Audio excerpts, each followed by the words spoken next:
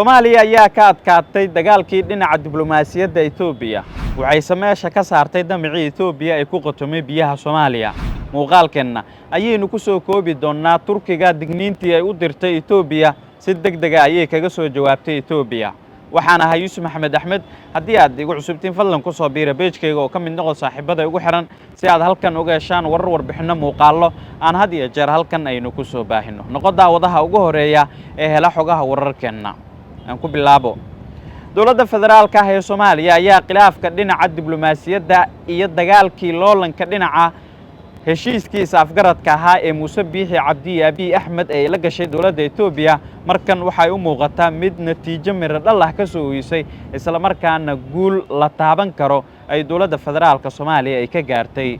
dagaalka difaaca dhinaca badda ku qotomay waxaase soo ifbaxaysa in digniin dhawaan wasiirka arrimaha dibadda dowladda Turkiga uu gaarsiiyay xukuumadda Addis Ababa ay si degdeg ah uga soo jawaabtay Itoobiya ayaa la shaaciyay inay si rasmi ah ugu dhawaaqi doonto daqiiqadaha soo aadan inay gabi ahaanba burburisay is-afgaradkii kol hore ay la gaartay Muuse Biixi Cabdi oo ku qotomay in qayb ka mid ah Itoobiya ay ka dhistaan dekad iyo saldhig military oo ay isticmaalaan wasiirka arrimaha dibadda dowladda Turkiga oo shir jiraayad ku qabtay Istanbul ayaa shaaca ka qaaday in dowladda Itoobiya ay aqbashay dalab iyo digniino ay hor dhigtay dowladda Turkiga oo ku qotomay in natiijo miro dhal ah ay ka soo baxdo dadaalada Turkiga ay wadaan looga baahan yahay in Itoobiya ay ilaaliso madax banaanida Soomaaliya isla markaana qadiyadda ku qotonta dhinaca badda ay kala xaajoodo dowladda federaalka ah ee Soomaaliya wasiirka arrimaha dibadda Turkiga ayaa shaaciyay in dowladda Itoobiya ay waajib ku tahay ilaalinta madax banaanida Soomaaliya isla markaana qadiyadda badda si ay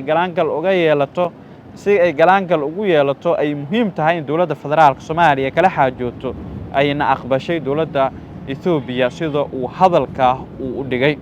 wasiirka arrimaha dibadda dowladda Turkiga ayaa dhawaanahanba waxa uu dadaalo badan uu ku bixinayay sidii dhadhaxaadinta Turkiga ee Itoobiya iyo Soomaaliya ay u guuleysan lahayd natiijo miro dhal ahna uga soo bixi lahayd wuxuu shaaciyay in toddobaadka soo aadan Istanbul mar kale uu ka dhici doono kulan lagu ambaqaadayo in meesha laga saaro xiisadda iyo khilaafka diblomaasiyadeed ee u dhaxeeya dowladaha Soomaaliya iyo Itoobiya tan iyo markii uu dhacay is-afgaradkii Addis Ababa ee ku qotomay qayb ka mid ah biyaha Soomaaliya ay kala gaareen Muuse Biixi Cabdi iyo Abiy Ahmed ra'iisul wasaaraha Itoobiya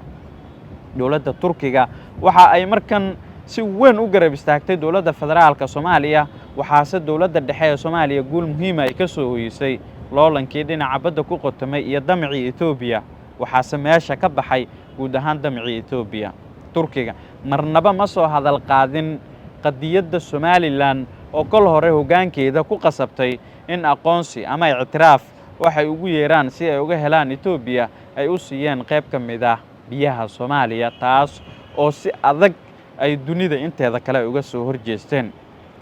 daqiiqadaha ama saacadaha ama maalmaha soo aadan ayaa la filanayaa in dowladda Itoobiya ay ku dhawaaqdo gabi ahaanba inuu burburay is-afgaradkii ay la gaareen Muuse Biixi Cabdi garowshiyana ay ka bixiso qaladkii ay ka gashay